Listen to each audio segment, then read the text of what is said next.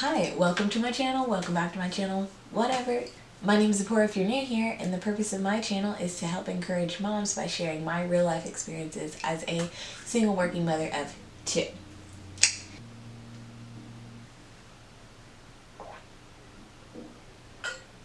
I got a Brita. Also, you may have noticed that I grew freckles. Finally, high definition. Not to toot my own horn. I tried to film previously and my head got cut off. Apparently I have a really big head, so that might just be a thing that we have to get used to. Whatever. Hopefully you can at least see me a little bit. You can see my face, you can hear me, and over all of the air conditioning and the fireworks that are going on outside, because it is currently the 4th of July. America. This week I'm going to be comparing the differences between when I had my son, Carson, who is now 4.5 years old, and when I had Penelope, my daughter, who is right about to be 4 months old. I'll be going through the similarities and the differences between having one child and having two, where I was at as far as confidence and mothering style and all that kind of stuff. If any of that interests you, then I suggest you stay tuned for the rest of the video. And as always, don't forget to subscribe, hit that notification bell so that you get an alert anytime I post a brand new video, which is going to be on starting after this one's posted. So you really don't want to miss what I'm going to capture with this sucker here, okay? Stay tuned, like, comment, share, and subscribe if this is relevant to you or anyone you know, and let's get into the video. I hope that y'all can see that I do have on a dress. This isn't just like, a weird polo. And I do have hair. Okay, so when I had Carson, I was 21 years old. I hadn't even been 21 for a month and I was pregnant, which probably saved my life because your girl was wildin'. Found out I was pregnant. I was like, oh dang. And I was still traveling around selling magazines, and if you don't know about my story, I used to travel the country selling magazines door to door, before the pandemic. If you'd like to know more about that, you can check out my video called I Traveled the Country with Strangers for Money. Check it out. Anyways, so I was traveling and wound up pregnant. Don't know how that happened. My dad and my stepmom, they invited me to come and stay with them while I was pregnant to, take care of me, help me get on my feet, and make sure that me and baby got the proper health care and everything that we needed. And so that was the first difference. Well, the first couple differences.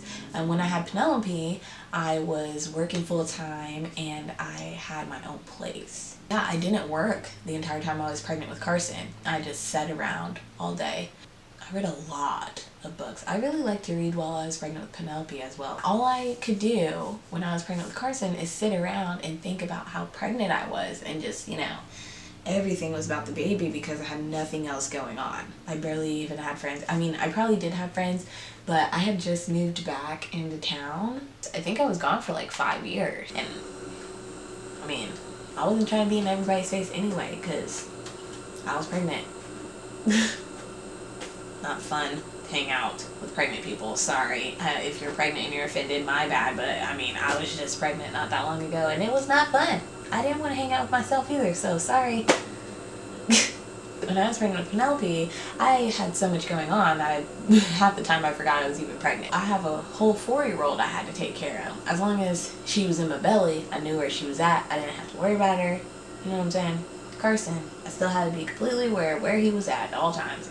I worked up until I was 9 months full time, and I worked my booty off. I had to be on bed rest because I was about to walk that baby right on out of me. Being a first time mom you don't really know what you're doing, so you're just, you know, making it up on the fly. And if you're anything like me, I was very defensive. I am his mom. I will get it. Like, so insecure about my mothering abilities that I was always second guessing myself and always thinking that everybody was judging me. They probably were, but I cared so much. I couldn't even focus on being a good mom because I was so worried about how people thought that I wasn't. Maybe they did, maybe they didn't. You see them in those times when nobody else does, and you know those specific things to plug in to make your kid feel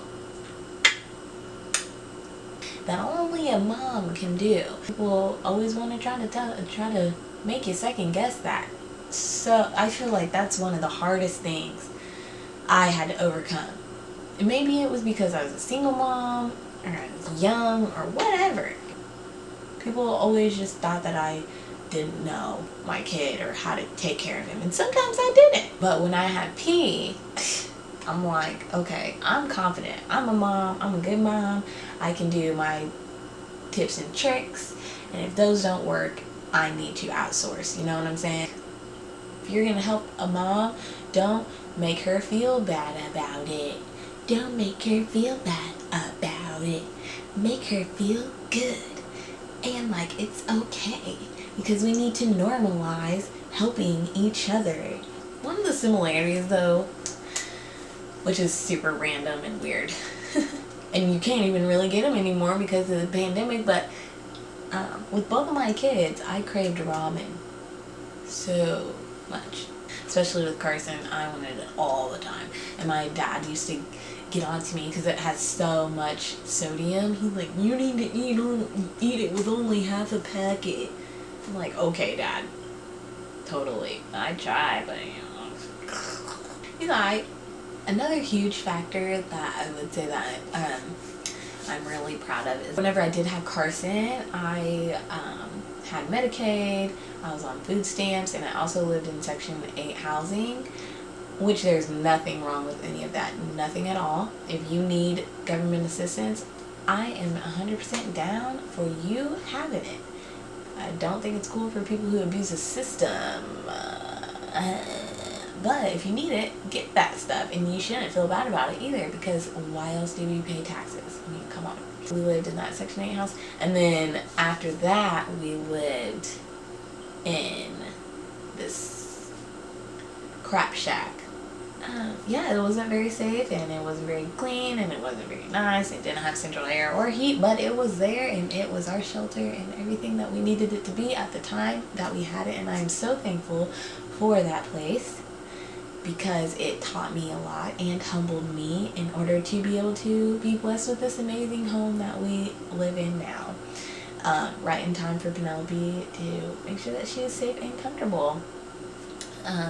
Which brings me into the second part of that comparison, where I am not on Section 8, I'm not on food stamps, I pay for everything out of pocket. I'm a single mom, I don't have help from anyone besides our Lord and Savior, Jesus Christ.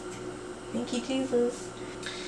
I have a really good job. I don't qualify for like anything, barely, and if it is something, it's more trouble than it's worth, and there's probably people who need it more than me, so I just, you know,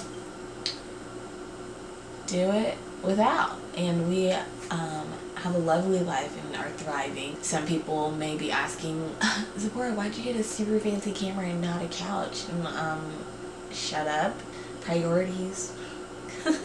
Pretty much what I'm saying is that when I had Carson, I was a very broken and just confused and troubled woman. They say that you have a boy when you need to learn how to be loved, which indeed I did. And he taught me a lot about how to love myself and about, you know, what I deserve and everything like that. Because nobody's going to love you like your baby boy. But then when I had Penelope, and while I was pregnant with her, I feel like the journey that I was on was completely different. It picked up right where Carson's journey left off. And preparing to have a daughter is something completely different, because I can't teach Carson how to be a man. His dad has to teach him that.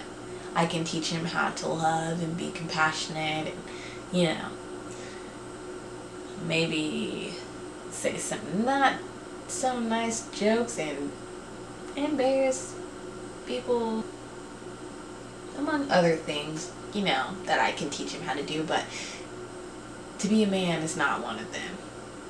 But with Penelope, I have to teach her how to be a woman. I have to be the woman that I want my daughter to grow up to be like. I have to set an example of how to be a respectable woman, how to be successful, independent, thriving, confident, powerful, like,